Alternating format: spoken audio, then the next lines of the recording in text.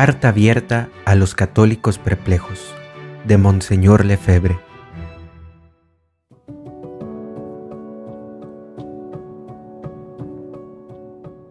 Capítulo 4. La misa tradicional y la misa puesta al día. Para preparar el Congreso Eucarístico de 1981, se hizo una encuesta, cuya primer pregunta era la siguiente. Entre estas dos definiciones, santo sacrificio de la misa y comida eucarística, espontáneamente, ¿cuál prefiere? Habría mucho que decir sobre este modo de preguntar a los católicos, porque en cierto modo se les deja escoger la respuesta según su criterio personal, en un tema en el que la espontaneidad no tiene nada que hacer. No se puede elegir la definición de la misa como se elige un partido político. Pero esta insinuación no se debe a ningún desacierto del redactor de la encuesta. Hay que darse cuenta de que la reforma litúrgica tiende a reemplazar la noción y la realidad del sacrificio por la de una comida. Se habla de celebración eucarística y de cena, y el término sacrificio se emplea mucho menos y casi ha desaparecido por completo en los libros de catecismo y de predicación. Esta palabra ya no figura en el canon número 2, denominado de San Hipólito. Esta tendencia está relacionada con lo que ya hemos dicho sobre la presencia real. Si ya no hay sacrificio, tampoco hay necesidad de víctima. La víctima está presente para el sacrificio. Convertir la misa en una comida conmemorativa y fraterna es el error de los protestantes. ¿Qué pasó en el siglo XVI? Precisamente lo que está pasando ahora. Los protestantes reemplazaron inmediatamente el altar por una mesa, le quitaron el crucifijo e hicieron que el presidente de la asamblea se pusiera de cara a los fieles. El desarrollo de la cena protestante está en Pierre Vivant, Piedras Vivas, que es el catecismo elaborado por los obispos de Francia, que tienen que usar obligatoriamente todos los niños. Cito: los cristianos se reúnen para celebrar la Eucaristía, es la misa. Los cristianos proclaman la fe de la Iglesia, piden por el mundo entero y ofrecen el pan y el vino. El sacerdote que preside la asamblea reza la gran oración de acción de gracias. Fin de cita. Ahora bien, en la religión católica, el sacerdote es el que celebra la misa y el que ofrece el pan y el vino. La noción de presidente viene directamente del protestantismo. El vocabulario sigue al cambio de espíritu. Antes se decía, Monseñor Lustiller, obispo de París, celebrará una misa pontifical. He oído decir que en la radio Notre Dame ahora dicen, Jean-Marie Lustiller presidirá una concelebración. Miren cómo se habla de la misa en un folleto de la Conferencia de Obispos Suizos. Cito: la comida del Señor realiza, en primer lugar, la comunión con Cristo. Es la misma comunión que Jesús hacía durante su vida en este mundo, cuando se sentaba a la mesa con los pecadores. Y esta comida, desde el día de la resurrección, se continúa en la comida eucarística. El Señor invita a sus amigos a reunirse y estará presente entre ellos. Fin de cita. Todo católico tiene la obligación de responder a esto categóricamente no. La misa no es eso. No es la continuación de una comida como aquella en que, una mañana después de su resurrección, nuestro Señor invitó a San Pedro y a algunos discípulos a las orillas del lago. Cito: luego pues que hubieron saltado a tierra, vieron allí un fuego de carbón, un pescado puesto encima y pan. Díceles Jesús: venid y almorzad. Y ninguno de los discípulos se atrevió a preguntarle: ¿quién eres tú?, conociendo que era el Señor. Viene entonces Jesús, toma el pan, lo da a sus discípulos y asimismo el pescado. Juan 21, del 9 al 13. Fin de cita. La comunión del sacerdote y de los fieles es una comunión con la víctima que se ofrece en el altar del sacrificio. Ese altar es macizo y de piedra, y si no es de piedra, por lo menos tiene un ara, que es la piedra para el sacrificio, en la que se han incrustado reliquias de mártires, porque ellos ofrecieron su sangre por su Maestro. Esa comunión de la sangre de nuestro Señor con la sangre de los mártires, nos alienta a ofrecer también nuestras vidas. Si la misa es una comida, se entiende que el sacerdote se ponga de cara a los fieles. Una comida no se preside de espaldas a los invitados, pero un sacrificio se ofrece a Dios y no a los presentes, de manera que el sacerdote, encabezando a los fieles, mira a Dios y al crucifijo que domina el altar. Hoy se insiste en cualquier oportunidad en lo que el nuevo misal de los domingos denomina el relato de la institución. El centro Jean Bach, centro oficial del Obispado de París, declara: en el corazón de la misa hay un relato. Una vez más, no. La misa no es una narración, es una acción. Se necesitan 3 condiciones para que la misa sea la continuación del sacrificio de la cruz: el ofrecimiento de la víctima, la transubstanciación, que hace que la víctima esté efectivamente presente y no simbólicamente, y la celebración del sacerdote, que ocupa el lugar del sumo sacerdote, que es nuestro Señor, y que debe estar consagrado por su sacerdocio. De esta manera, la misa puede alcanzarnos la remisión de los pecados. Un simple memorial y un relato de la institución acompañado de una comida no basta, ni mucho menos. Toda la virtud sobrenatural de la misa le viene en su relación con el sacrificio de la cruz. No creer en esto es no creer en nada de lo que enseña la Santa Iglesia, y ella ya no tendría razón de ser, ni tampoco sería necesario ser católico. Lutero había comprendido muy bien que la misa es el corazón y el alma de la Iglesia. Por eso decía: destruyamos la misa y destruiremos la Iglesia. Lo cierto es que nos damos cuenta de que en el Novus Ordo Missae, el nuevo ordinario de la misa, es decir, el nuevo rito adoptado después del concilio, sigue la línea de la noción protestante o, por lo menos, se aproxima a ella peligrosamente. Para Lutero, la misa podría ser un sacrificio de alabanza, es decir, un acto de alabanza y de acción de gracias, pero de ninguna manera un sacrificio expiatorio que renueva y aplica el sacrificio de la cruz. Para él, el sacrificio de la cruz se efectúa en un momento determinado de la historia. Lutero se hace prisionero de esa historia, de modo que solo se nos podrían aplicar los méritos de Cristo por medio de nuestra fe en su muerte y en su resurrección. En cambio, la Iglesia cree que ese sacrificio se realiza místicamente en nuestros altares en cada misa, de una manera incruenta, al separarse el cuerpo y la sangre en las especies del pan y del vino. Esa renovación permite aplicar a los fieles presentes los méritos de la cruz y perpetuar esa fuente de gracias en el tiempo y en el espacio. El Evangelio de San Mateo termina con estas palabras, cito: «Ahora yo estaré con vosotros para siempre, hasta el fin del mundo». Mateo 28, 20. Fin de cita. Son 2 conceptos de la misa muy distintos, y sin embargo procuran reducirlos alterando la doctrina católica, como puede comprobarse por numerosos signos en la liturgia. Lutero decía, cito: «El culto se dirigía a Dios como un homenaje. De ahora en adelante se dirigirá al hombre para consolarlo e iluminarlo. El sacrificio ocupaba el primer lugar. Ahora lo va a reemplazar el sermón». Fin de cita. Era introducir el culto del hombre que en el templo se reflejaba por la importancia de la liturgia de la palabra. Si abrimos los nuevos misales, vemos que se ha hecho esa revolución. Se ha agregado una lectura a las 2 que ya había y además una oración universal, que se suele usar para expresar ideas políticas o sociales, de modo que se llega a un desequilibrio en favor de la palabra. Cuando se acaba el sermón, la misa ya casi se ha terminado. En la Iglesia, el sacerdote lleva la marca de un carácter imborrable que lo hace un alter Christus, otro Cristo. El sacerdote es el único que puede ofrecer el santo sacrificio. Lutero consideraba que la distinción entre sacerdotes y seglares era la primera muralla que habían levantado los romanistas.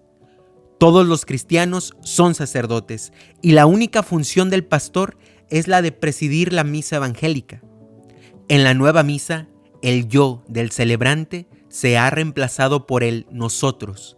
Está escrito varias veces que los fieles celebran, se asocian a los actos del culto, leen la epístola y hasta el evangelio, distribuyen la comunión y a veces dan el sermón, que se puede reemplazar con un intercambio sobre la palabra de Dios en pequeños grupos, que se reúnen antes para elaborar la celebración del domingo. Y esto es solo una etapa. Desde hace varios años, los responsables de los organismos episcopales lanzan propuestas de este tipo. Cito: no son los ministros los que celebran, sino la asamblea. Fin de cita, tomado de las fichas del Centro Nacional de Pastoral Litúrgica. O bien, la asamblea es el primer sujeto de la liturgia. Lo que cuenta no es el funcionamiento de los ritos, sino la imagen que la asamblea se hace de sí misma y las relaciones que se crean entre los que concelebran. Del padre Gileno, uno de los autores de la Reforma Litúrgica y profesor en el Instituto Católico de París. Fin de cita. Si lo que cuenta es la asamblea, se entiende que se vean con malos ojos las misas privadas.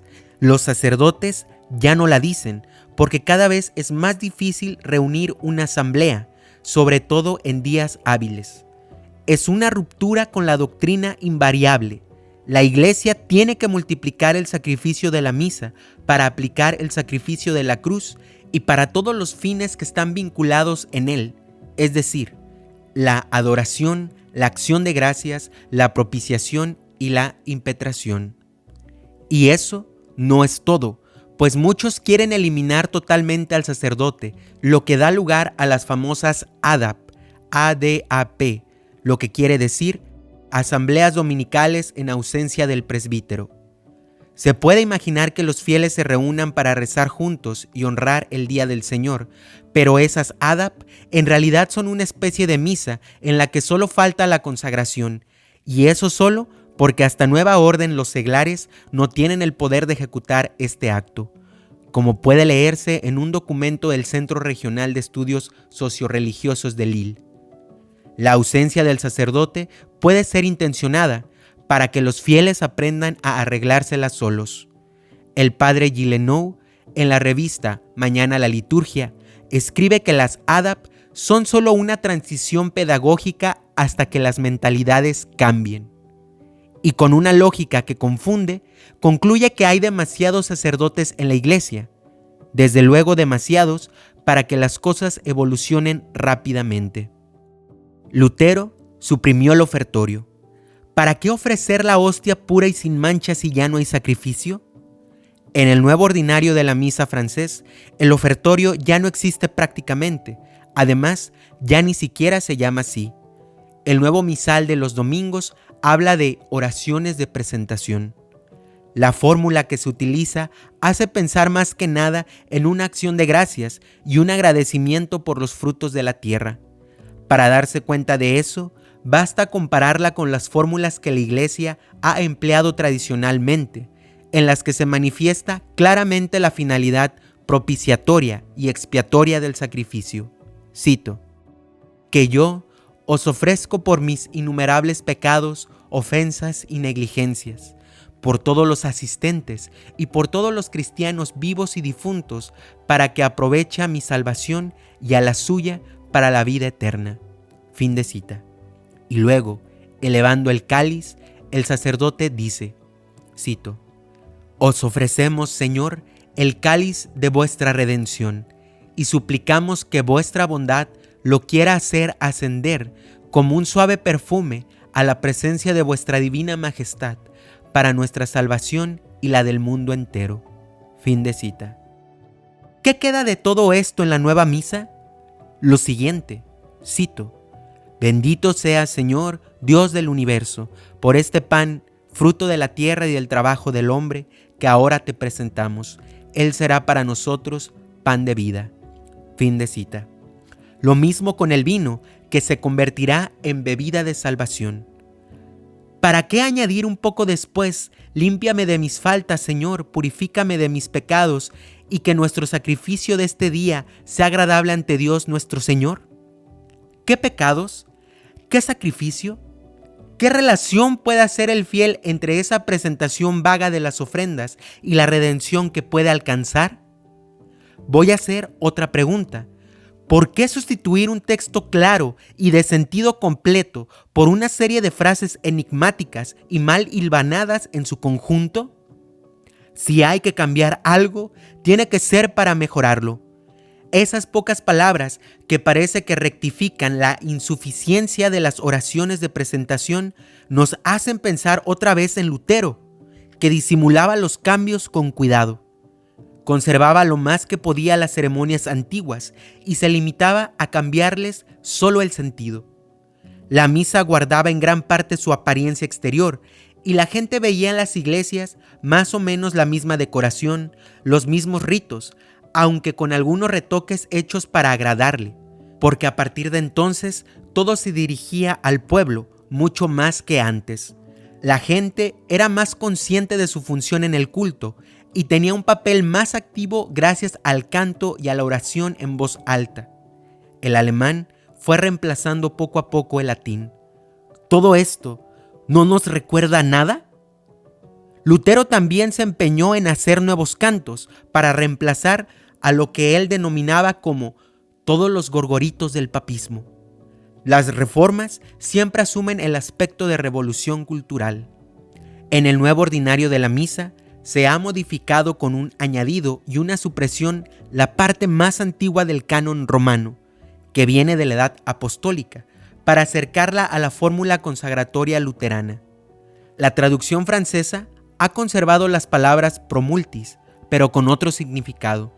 En lugar de mi sangre que será derramada por vosotros y por muchos, se dice que será derramada por vosotros y por la multitud.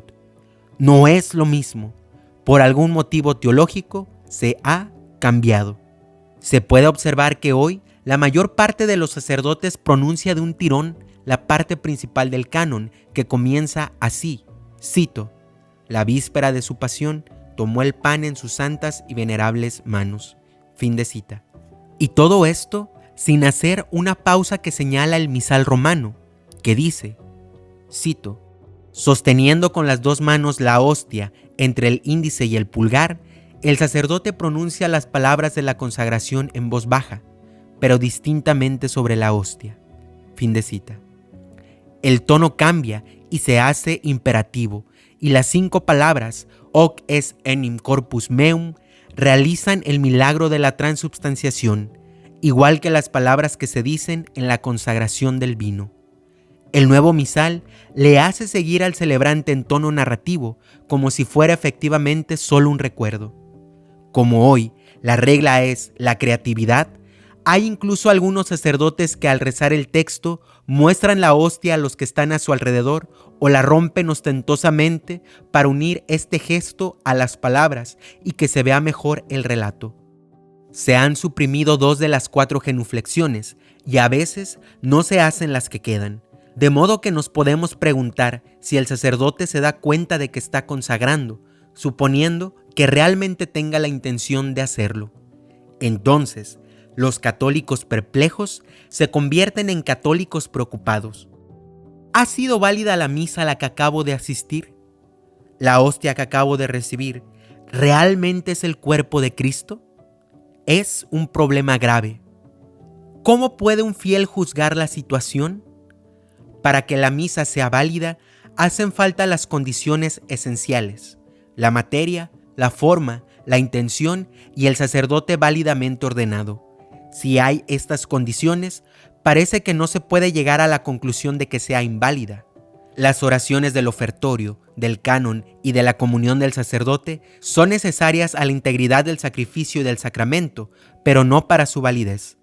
No cabe duda de que el cardenal Mindszenty, cuando pronunciaba a escondidas y deprisa en su prisión las palabras de consagración sobre un poco de pan y vino para alimentarse con el cuerpo y la sangre de nuestro Señor sin que lo advirtieran sus carceleros, hacía el sacrificio y el sacramento.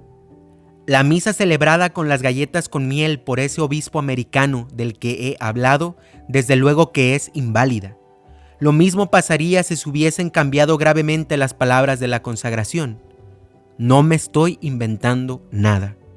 Ha habido comentarios sobre el caso de un sacerdote que fue tan creativo que sencillamente se olvidó de decir las palabras de la consagración. Pero, ¿cómo poder saber la intención del sacerdote? Es evidente que, a medida que la fe de los sacerdotes se va corrompiendo y no tienen la intención de hacer lo que siempre ha hecho la Iglesia, intención que la Iglesia no puede cambiar, cada vez hay menos misas válidas. La formación actual de los que se llaman seminaristas no les prepara a celebrar la misa válidamente. Ya no les enseñan que tienen que considerar el santo sacrificio como la obra esencial de su vida sacerdotal. Por otra parte, se puede añadir, sin temor a exagerar, que la mayoría de las misas celebradas sin ara de altar y con utensilios corrientes, con pan fermentado y con palabras profanas durante el mismo canon, son sacrilegios y pervierten la fe disminuyéndola. Tal es la desacralización que esas misas pueden llegar a perder su carácter sobrenatural, el misterio de la fe, para convertirse en actos de religión natural. Puede ser que la perplejidad de un católico llegue hasta preguntarse: ¿puedo asistir a una misa sacrílega, pero que sin embargo es válida a falta de otra y para cumplir con la obligación del domingo? La respuesta es muy sencilla. Esas misas no le pueden obligar a nadie. Además, hay que aplicar las reglas de la teología moral y del derecho canónico que se refieren a la participación a una acción peligrosa para la fe o quizás sacrílega. La nueva misa, aunque se diga con piedad y respetando las normas litúrgicas, cae bajo las mismas reservas, pues está impregnada de un espíritu protestante. Esa misa tiene dentro un veneno pernicioso para la fe. Teniendo en cuenta esto, el católico de hoy puede encontrarse en las condiciones de práctica religiosa de los países de misión, donde los habitantes de algunas regiones no pueden asistir a misa más de 3 o 4 veces al año. Los fieles de nuestro país tendrían que hacer el esfuerzo de asistir una vez por mes a la misa de siempre, auténtica fuente de gracia y de santificación, en los lugares donde todavía se está celebrando. Tengo que decir y afirmar, sin miedo a equivocarme, que realmente la misa codificada por Pío V, y no inventada por él, como se suele decir, expresa claramente estas 3 realidades: sacrificio, presencia real y sacerdocio del celebrante. Esa misa tiene también en cuenta, como lo precisó el Concilio de Trento, la naturaleza del hombre, que necesita ayudarse de las cosas exteriores para elevarse a la meditación de las cosas divinas. Los usos que existían no eran un producto de la casualidad y no se pueden suprimir o abolir impunemente. ¿Cuántos fieles, cuántos jóvenes sacerdotes y cuántos obispos han perdido la fe después de haber adoptado estas reformas? No se puede atacar impunemente ni a la naturaleza ni a la fe.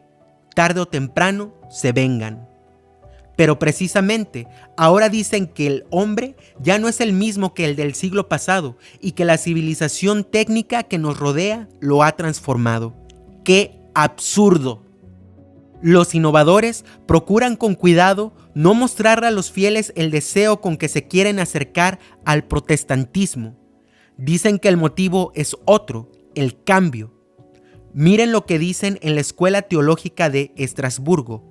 Cito: hay que reconocer que estamos asistiendo a una verdadera mutación cultural.